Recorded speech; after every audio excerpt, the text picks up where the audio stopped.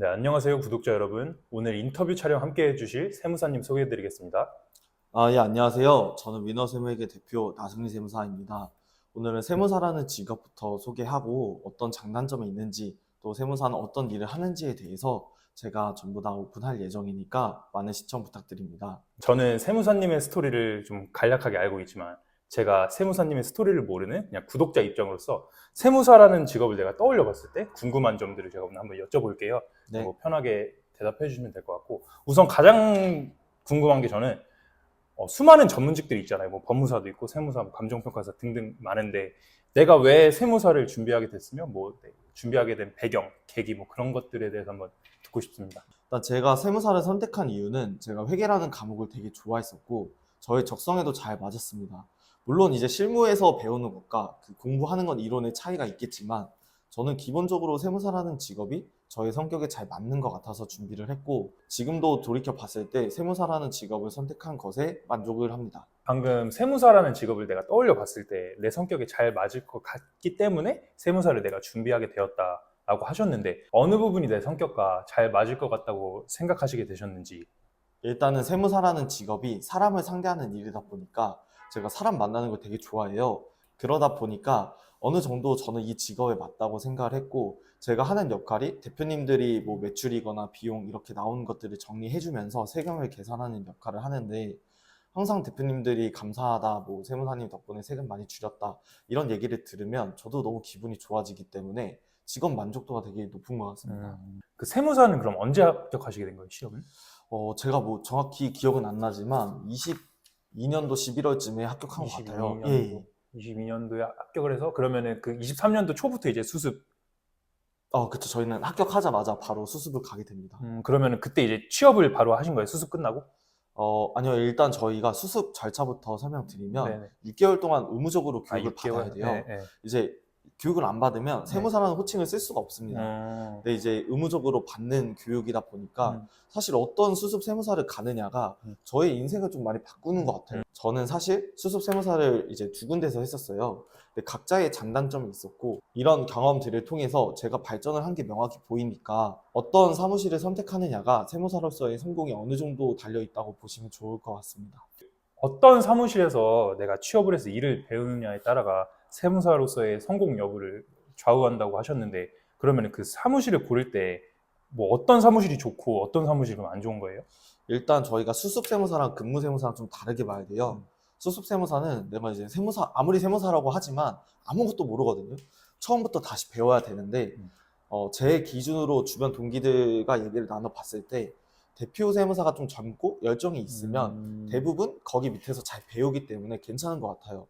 근데 사실 세무사님들 중에 출근도 잘 안 하시고 음, 너가 알아서 해봐 이렇게 말하는 음, 분들은 이제 저희가 이제 실무를 잘 모르기 때문에 어느 음. 정도 좀 어긋날 수 있다고 생각이 듭니다. 아, 그러시면 세무사님은 그 취업을 두 군데 하셨다고 하셨잖아요. 그러면 첫 번째 취업한 곳은 뭐 약간 방임? 너가 알아서 해봐. 뭐 이런 곳이어서 여기를 관두고 이제 두 번째 취업을 하게 된 것인지. 그러진 않아요. 사실 첫 번째 회사도 너무 잘 배울 수 있는 환경이었고 좋은 대표님 만났지만 제가 이직하게 된 계기는 제가 배우고자 하는 역할이 좀 달랐어요. 저는 사실 개업을 염두하고 수습세무사를 시작하지 않았지만 수습세무사를 하다 보니까 결국에 세무사의 꽃은 개업이라는 말이 음, 있잖아요. 음, 음. 그러기 때문에 좀 더 내가 배우고 싶다라는 생각이 있었고 그 결과 제가 다른 세무사 사무실에 가서 훨씬 더 많은 성장을 했기 때문에 저는 굉장히 좋은 선택을 했다고 보입니다. 그럼 첫 번째 그 사무실에서는 어떤 업무를 주로 했고 두 번째 사무실에서는 어떤 업무를 주로 배우셨는지. 첫 번째 세무사 사무실과 두 번째 세무사 사무실에 배우는 거에 차이는 사실 많이 없었어요. 음, 다만 이제 두 번째 세무사 사무실은 이제 대표 세무사님께서 영업하시는 방법, 이제 미팅하는 걸 제가 전부 다 참여해서 음, 이 세무사님이 어떻게 잘 됐고 왜 잘 될 수밖에 없는가를 제가 사실 배웠던 게 큰 음. 것 같아요. 이제 제가 배웠던 사무실이 되게 잘 되는 사무실이고 아직도 너무나 잘 되는데 제가 거기서 배웠기 때문에 저도 뭐 엄청 잘 되는 건 아니지만 그나마 다른 동기들에 비해서 탄탄하게 가지 않나라고 생각이 듭니다. 아, 그 경영 마인드를 배우는 게 참 중요한 것 같아요. 그, 예, 확실하게 저도 이제 두 번째 회사에서는 세금 관련해서도 많이 배웠고 이제 마인드 관련해서도 음, 많이 배웠고 이제 내가 회사를 어떻게 경영하는 게 좋을지 이런 점도 많이 배웠던 것 같아요. 음. 그러시구나. 그러면은 또 이 질문 안 할 수가 없는데 솔직히 구독자님들 입장에서 궁금한 게 돈이거든요. 예. 요 첫 번째 이 세무사 사무실이랑 두 번째 세무사 사무실 혹시 연봉이 어느 정도 평균 어느 정도로 생각하면 돼요? 연봉은 이제 세무사 대우가 많이 좋아졌습니다. 그래서 사실 옛날 수습 세무사 때는 무급 혹은 뭐 100만 원 이런 식으로 받고 했는데 이제 저 때는 기본적으로 최저시급은 받았어요. 물론 상여금은 이제 업체마다 다 다르지만 요새는 이제 세무법인에서 최저시급 정도는 주려고 하니까 그 정도 받으면 저는 만족하면서 다녔던 것 같습니다. 그러면 근무 시간은 뭐 9 to 6 뭐 그런 식으로 하시는 건가요? 사실 9 to 6 불가능해요. 세무사 워라밸이 좋지가 않습니다. 어. 물론 일을 잘하면 워라밸이 좋을 수밖에 없지만 음. 사실 수습 세무사로서 가서 이것도 하고 싶고 저것도 하고 싶고 이것도 배우고 싶고 많은 걸 배우고 싶잖아요. 그렇기 때문에 저는 이제 기본적으로 저희 대표 세무사님이 미팅 하시는 거를 다 들어가서 보고 전화도 직접 많이 해보고 좀 미팅도 업체 많이 가보고 다른 수습처에서는 해보지 못할 것들을 많이 했기 때문에 워라밸이 안 좋은 건 제가 선택한 결과였던 거죠. 그러면은 첫 번째 세무사 사무실이랑 두 번째 세무사 사무실 합쳐서 총 한 2년 정도 이제 경험을 쌓으신 건가요? 어느 정도? 제가 이제 이직을 했던 거는 수습 세무사 기간에 한번 이직을 했던 거고 이제 수습 세무사가 끝나면 보통 회사를 한번 많이 바꿔요. 그렇기 때문에 저도 수습 세무사가 끝나자마자 이제 근무 세무사 생활을 했던 것 같습니다. 근무 세무사랑 취업 세무사의 차이점이 뭐예요? 일단 급여가 많이 달라지죠. 대우도 많이 달라지고 네. 사실 저희가 최저 시급을 받는데 이제 기본적으로 근무하는 시간이 9 to 6가 아니라 뭐 저녁 10시 보통 이 정도에 퇴근하는 것 같아요. 그러면 사실 이제 뭐 급여적으로 어쩔 수 없이 내 능력이 안 되는 거니까 그거는 어쩔 수 없이 낮은 부분이 있다가 근무 세무사가 되면은 업계에서는 연봉 3,500만 원부터 연봉 7천만 원까지 업이 되는 것 같아요. 여기서 업이 된다는 점은 내가 어떤 역할을 하는지 또 얼마나 능력이 있는지에 따라서 차이가 많이 나기 때문에 뭐 정확히 세무사 1년차 평균은 4천만 원에서 4,500 정도 되는 것 같습니다. 아, 그러면은 수습 세무사는 그냥 내가 시험 합격하고 6개월 동안 의무적으로 해야 되는 거고, 그쵸. 수습 세무사 그 6개월이 끝난 이후에 이제 취업 세무사로 해서 내가 취업할 곳을 찾아서 뭐 원서 넣고 면접 보고 그렇게 그렇죠. 예. 그러면 이제 연봉 레버리지가 3,500에서 7,000 정도 된다. 예. 그러면은 누구는 3,500 받는 거고 누구는 7,000 받는 거고 뭐 어떻게 왜 차이가 나는 거예요? 능력 차이인 것 같아요. 하는 역할도 차이가 나고 능력 부분도 차이가 많이 나는 것 같습니다. 저 같은 경우에는 이제 두 군데 면접을 봤는데 둘 다 붙었어요. 한 군데는 연봉 4천 주는 회사였고 나머지 하나는 연봉이 1,000만 원 정도 높아서 5천만 원 주는 회사였습니다. 일반적인 직장인이 보는 시각은 당연히 5천만 원 주는 회사를 가잖아요. 근데 저는 제가 원했던 역할이 4천만 원이 주는 회사가 맞았어요. 왜냐면 저는 이제 수습세무사 시절에는 일반적으로 사수한테 배우는 능력이었다면은 이걸 제가 활용을 할 수 있는 기회가 이제 근무세무사 때 한번 해보고 싶다라는 생각이 있었거든요. 근데 이제 거기 근무세무사 당시에 제가 이제 대표 밑에서 바로 1차적으로 업무를 보고 직원분들이 한 20명 정도 계셨는데 그 업무를 제가 중간 관리자 역할로서 수행을 했기 때문에 그때 사실 실력이 굉장히 많이 늘었다고 볼 것 같습니다.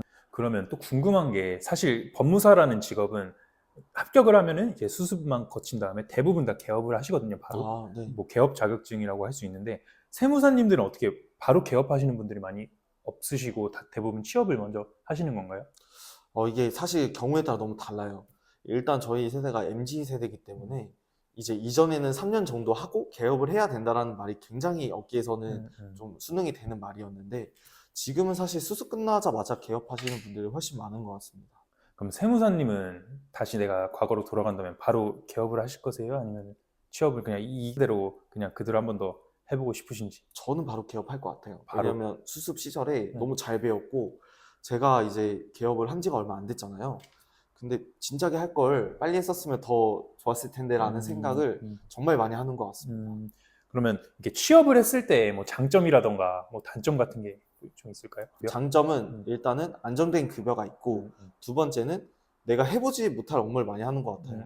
예를 들어서 제가 개업 바로 한다고 해서 뭐 업체가 있는 건 아니니까 소득세 신고, 부가세 신고, 법인세, 뭐 상속증여, 양도, 뭐 세무조사 이런 업무를 많이 못 해보잖아요. 근데 저는 근무세무사 시절에 이제 너무 많은 업무를 해봤기 때문에 사실 개업해서 좀 더 용이했던 건 있었죠. 내가 이제 근무세무사 시절이 없었다면 이 업무를 수행할 때 뭐 3-4시간이 걸렸겠지만 저는 거기서 이미 좀 많은 업무를 배우고 나왔기 때문에 뭐 이제 안 배웠을 대비 좀 효율이 좋은 건 있는 것 같습니다. 그러면 이제 후배 세무사님들 이제 막 합격하신 분들에게 바로 뭐 개업하시는 것을 추천하시는지 아니면 취업을 그래도 1년 정도는 해봐라 뭐 그런 걸 추천하시는지. 이게 수습 생활을 보면 답이 나와요. 저는 수습 생활할 때 이제 기장도 해봤었고 세무조사도 이제 좀 어깨 너머 배웠었고 재산세 신고도 많이 배웠으니까 사실 어느 정도 내가 업무를 못하겠다라는 생각은 안 들었었거든요. 내가 좀 더 찾아보고 내가 조금만 더 다듬으면 되겠구나라고 생각을 했는데 이제 수습 세무사 시절에 정말 아무것도 못 배우시는 분들이 있으세요. 그냥 기본적인 업무만 시키는. 안 가르쳐 예, 주는구나. 기계적으로, 그쵸. 기계적으로 시키는 곳에 했으면 근무세무사를 무조건 한번 해보시는 걸 추천드리고요. 나는 기장도 좀 해봤고 재산도 조금 뭐 결제도 받아보고 이렇게 했다. 그러면은 이제 개업하시는 거를 저는 추천드립니다. 그럼 세무사님은 수습 세무사 시절에 어떻게 대표님을 잘 만나셔서 일 많이 배우셨네요? 저는 사실 운이 되게 좋았던 거죠. 그건 그냥 운밖에 없는 건가요? 사실 저도 좀 많이 찾아보긴 했었어요. 왜냐면 공고가 올라오기 때문에 대표님의 성향 그리고 이제 그 공고에 보면은 열정이 보이거든요. 근데 정말 야망이 많으신 분을 만나셔야 돼요. 왜냐면 저는 0부터 시작해야 되는 단계고 그렇죠. 대부분 대표 세무사님들은 좀 젊을 때 고생을 많이 해서 어느 정도 안정기에 들어서 나는 있는 것만 할래 이런 대표님들이 있으세요. 근데 그런데 가면 물론 배울 건 많겠지만 마인드라든지 영업해야 되는 방법 이런 거를 모르고 시작하기 때문에 차이가 있을 수밖에 없다고 생각이 듭니다. 그럼 세무사님 어차피 내가 세무사로 개업을 해야 되는데 뭐 수습 세무사 때 연봉은 그래도 뭐 적지만은 그래도 최대한 다양한 일을 좀 취급하시는 그런 곳에 취업을 해서 일을 좀 많이 배우는 게 도움이 된다고 말씀하시는 것 같은데요. 세무사님께서 아까부터 수습받을 그 세무사 사무실을 고르는 게 내가 세무사로 성공하는 데 있어서 내 성공 여부를 좌우한다고 그렇게 말씀을 하시는데 네. 요 수습 세무사 좋은 곳을 고를 수 있는 뭐 팁, 방법이라는 게 좀 따로 있을까요? 일단 면접을 많이 봤던 것 같습니다. 일단은 수습세무사 때 면접을 보러 가서 대표님의 성향부터 저는 살펴봤죠. 대표님이 이제 먼저 자기의 야망을 얘기해 주신 대표님들이 있으세요. 나의 꿈은 이렇고 너가 와서 이런 업무를 도와주면 좋겠다. 그 대신에 너가 여기 오면은 기장도 할 수 있고 재산도 할 수 있고 많은 업무를 배울 수 있을 테니까 힘은 들겠지만 성장하는 데 도움이 될 것 같다. 이런 점이 저는 면접 볼 때 이렇게 얘기해 주시는 대표님이 가끔 있었거든요. 그래서 저는 그 중에 한 곳을 당연히 선택을 했고 감사하게도 대표님 또 받아주셨던 점도 있었던 것 같고요. 두 번째로는 사수가 있는지가 되게 중요합니다. 또한 사수의 성향도 되게 중요했던 것 같아요. 제가 만났던 사수님은 굉장히 인자하셨던 분이시고 업무에 굉장히 열정이 많으셨어요. 자연스럽게 저도 그렇게 따라갈 수밖에 없는 환경이 이렇게 조성이 됐다고 보면 좋을 것 같습니다. 세 번째는 기장을 반드시 배워야 돼요. 세무사가 솔직히 말하면 기장 업무를 안 하는 경우가 많거든요. 개업하고 나서도. 그래서 내가 결제를 보거나 미팅을 할 때 이 업종을 판단할 수 있어야 되잖아요. 이 업종은 어떤 논점이 있고 어떤 점을 신경을 써야겠구나. 이거는 기장에서 경험이 있어야만 나오는 그런 점이기 때문에 반드시 기장을 하는 곳을 가셔야 됩니다. 특히 이제 수습세무사 중에서 뭐 어떤 특정 업무, 세무조사, 뭐 상속세, 증여세 뭐 이렇게 가는 거는 물론 장단점이 있겠지만 저는 추천드리진 않습니다. 그 근무세무사는 선택하실 때 사수가 없는 곳을 가셔야 돼요. 나는 첫 번째 그 수습세무사 때는 이제 뭐 엄마 아빠가 있었잖아요. 나를 보살펴주는. 그렇죠. 근데 이제 근무세무사 때는 어쨌든 개업을 하면 오로지 내 책임으로 가야 되기 그렇죠. 때문에 내가 내 역량을 펼칠 수 있는 곳, 누가 나를 알려주지 않아도 내가 어떻게든 해결을 하고 그렇게 환경이 조성된 곳을 저는 간 결과 저한테 굉장히 도움이 많이 됐던 것 같아요. 처음엔 좀 부담도 있었죠. 나는 뭐 옆에서 이렇게 일하다가 그렇죠. 사수님이 어떻게 하면은 오셔가지고 다 알려주셨거든요. 그러다 갔는데 물론 이제 한 2주 정도 인수인계해주는 사수분이 계셨지만 그분 떠나고 나서는 혼자 그냥 머리 뜯어가면서 했던 것 같아요. 이 규정은 어떻게 해석해야 될까부터 시작해서 굉장히 공부를 많이 하고 고난과 역경이 많았지만 그만큼 성장한다 그러잖아요. 그래서 근무세무사를 하실 거면 사수가 없는 곳으로 가는 게 좋다라고 말씀드리고 싶습니다. 그럼 좋은 수습 세무사 사무실을 구하기 위해서는 우선 최대한 많은 면접을 보고 면접을 통해서 물론 대표님도 나를 평가하시지만 나도 대화를 통해서 이 사람이 뭐 야망이라던가 살아있는 눈빛 그런 거를 보면서 내가 참 많은 업무들을 배울 수 있겠구나 라고 판단이 되는 수습 세무사 사무실을 골라서 이제 취업을 하면 좋은 것 같다는 말씀을 하시는 것 같아요. 예, 맞습니다. 근데 또 궁금한 게 그럼 취업 세무사 사무실 어쨌든 내 상사가 있잖아요. 대표님도 있고. 네, 그럼 내가 막 일 처리를 못해요. 그럼 저를 안 알려줘요? 네.